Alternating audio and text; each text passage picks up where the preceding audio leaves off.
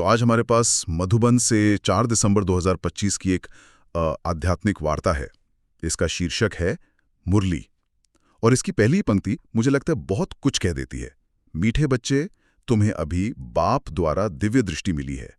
उस दिव्य दृष्टि से ही तुम आत्मा और परमात्मा को देख सकते हो। जी। तो आज चलिए इसमें जरा और गहराई में उतरते हैं।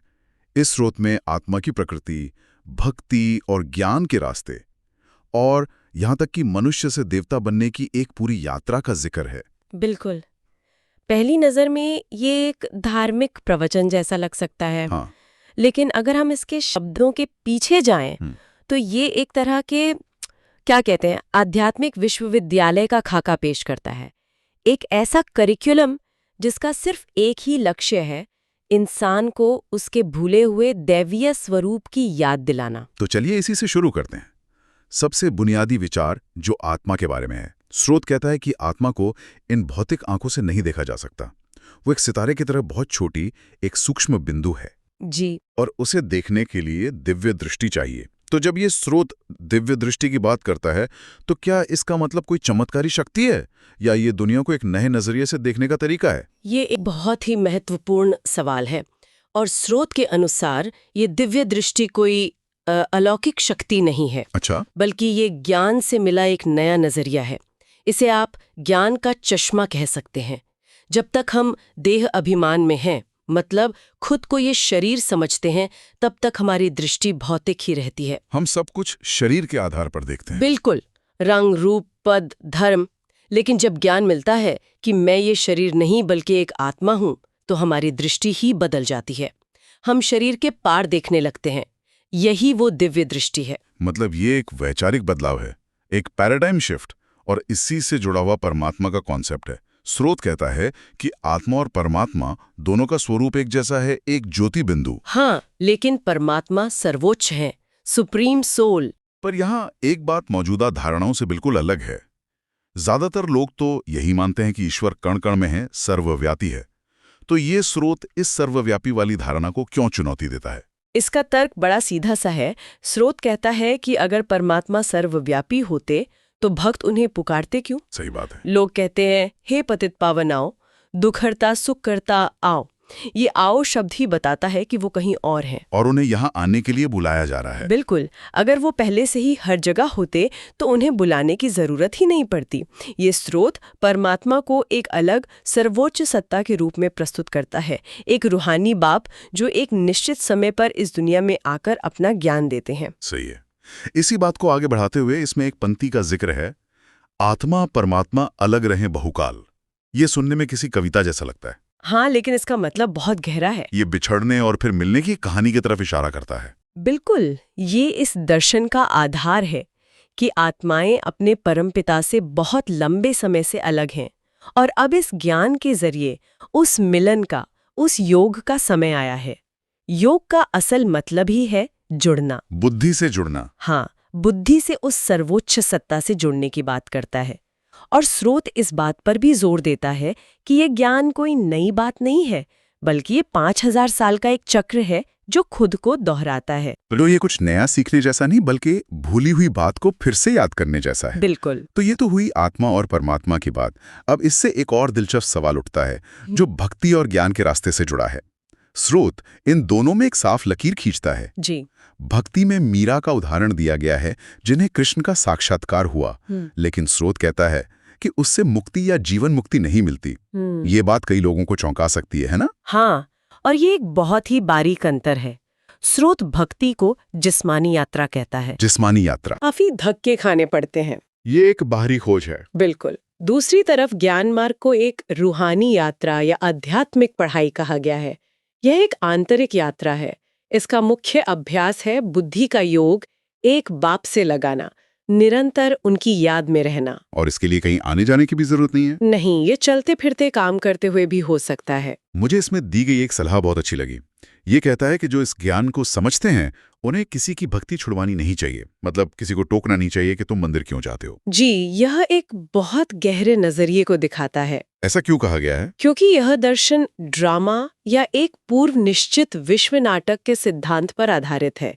इसके अनुसार हर आत्मा अपनी अपनी भूमिका निभा रही है, जबरदस्ती किसी को बदलने की कोशिश करना। उस भूमिका में हस्तक्षेप करने जैसा है। हाँ, श्रोत का तर्क है कि जब ज्ञान बुद्धि में ठीक से बैठ जाएगा, जब व्यक्ति को बेहद के बाप की पहचान हो जाएगी, तो हद की बातें, मतलब दुनियावी लगाव और कर्मकांड, वो अपने आप छूट जाएंगे। ये एक स्वाभाविक परिवर्तन है। बिल्कुल, किसी पर जबरदस्ती थोपने की प्रक्रिया नहीं। जैसे सूरज उगने पर तारे अपने आप छिप जाते हैं, उन्हें छिपाना नहीं पड़ता। तो भक्ति और ज्ञान में ये फर्क तो साफ है, लेकिन ये ज्ञान सिर्फ एक निजी अभ्यास नहीं है, इसे एक संस्थागत रूप दिया गया है, एक गॉडफादरली वर्ल्ड यूनिवर्सिटी का। हाँ, ये विचार बहुत दिलचस्प है। एक यूनिवर्सिटी, इसका तो एक लक्ष्य होता होगा, एक करिकुलम होता होगा। आपने बिल्कुल सही पकड़ा। इस यूनिवर्सिटी का एम ऑब्जेक्टिव यानी लक्ष्य बहुत स्पष्ट रूप से बताया गया है, नर से नारायण या मनुष्य से देवता बनना। अच्छा। जैसे मेडिकल कॉलेज में घुसते ही पता होता है कि यहाँ से डॉक्टर बन के निकलना है, वैसे ही इस आध्यात्मिक पढ़ाई का लक्ष्य पहले दिन से साफ है। ये कोई अस्पष्ट मोक्ष या निर्वाण की बात नहीं करता, बल्कि एक बहुत ही ठोस परिणाम की बात करता है, गुणों में देवता समान बनना। जी। यहीं पर मुझे लगता है कि इस स्रोत का सबसे शक्तिशाली विचार सामने आता है। स्रोत बताता है कि आज के मनुष्य मंदिरों में जाकर देवताओं के आगे कहते हैं, आप सर्वगुण संपन्न हैं, हम पापी नीच हैं। हाँ, ये बहुत आम है। ये स्रोत कहता है कि ये पापी या नीच होने की भावना हमारी असली पहचान नहीं है, ये बस एक अस्थायी अवस्था है। तो असली टेकअवे ये है कि दिव्यता कोई बाहरी चीज नहीं, बल्कि एक आंतरिक अवस्था है जिसे फिर से हासिल करना है। बिल्कुल सही। ये अपनी खोई हुई राजाई को फिर से पाने की यात्रा है, और इसी को समझाने के लिए स्रोत समय की एक चक्रीय, मतलब साइक्लिकल धारणा पेश करता है, जो हमारी सीधी रेखा में चलने वाली प्रगति की धारणा से अलग है। बहुत अलग। इसे ऐसे समझिए, जैसे मान लीजिए कोई वीडियो गेम हो। सतयुग उस गेम का पहला लेवल है, जहां आप देवता के रूप में शुरू करते हैं। आपके पास सारी शक्तियां हैं, पवित्रता, शांति, सुख। ठीक है। फिर जैसे जैसे आप 84 जन्मों के लेवल पार करते जाते हैं, आपकी शक्तियां कम होती जाती हैं, और कलयुग यानी आखिरी लेवल तक आते आते आप एक साधारण मनुष्य बन जाते हैं जो अपनी शक्तियों को भूल चुका है। और ये ज्ञान उस गेम का रीसेट बटन है। हाँ, ये चीट कोड जो आपको वापस लेवल 1 की स्थिति में जाने का रास्ता बताता है। ये एनालॉजी इसे बहुत अच्छे से समझाती है।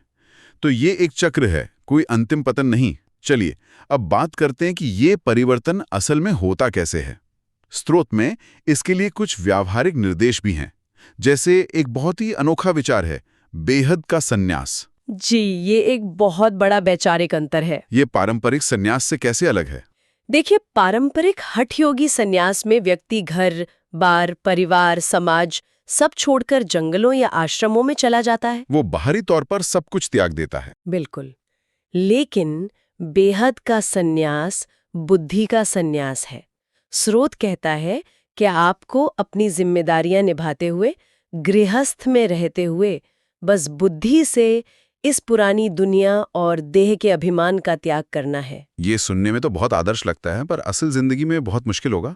मुश्किल तो है ही। सोचिए, आप ऑफिस की एक तनाव भरी मीटिंग में हैं, कोई आप पर बेवजह चिल्ला रहा है, हाँ? और आपको उस वक्त ये याद करना है कि मैं एक शांत स्वरूप आत्मा हूँ, और ये भी ड्रामा का एक सीन है जो गुजर जाएगा। यही असली परीक्षा है। ये शायद जंगलों में तपस्या करने से भी ज्यादा मुश्किल हो सकता है। सही है। और इस रास्ते की सबसे बड़ी चुनौती क्या है? जब मैंने स्रोत पढ़ा तो एक वाक्य ने मुझे चौंका दिया। उसमें लिखा है, आंखें बड़ी क्रिमिनल हैं। जी। एक मिनट, क्रिमिनल? ये तो बहुत ही कठोर शब्द है। इसका क्या मतलब है? बिल्कुल।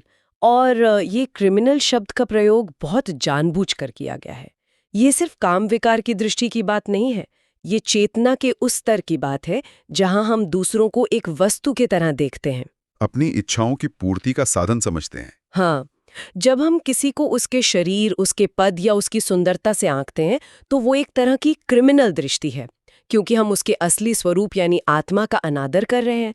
उसे सिविल दृष्टि में बदलना मतलब हर व्यक्ति में उस आत्मा को देखना। तो ये इंसान को ऑब्जेक्टिफाई करने के खिलाफ एक बहुत मजबूत स्टैंड है। हाँ, और इसका आधार ये समझ है कि प्रजापिता ब्रह्मा की औलाद होने के नाते सभी आत्माएं भाई बहन हैं।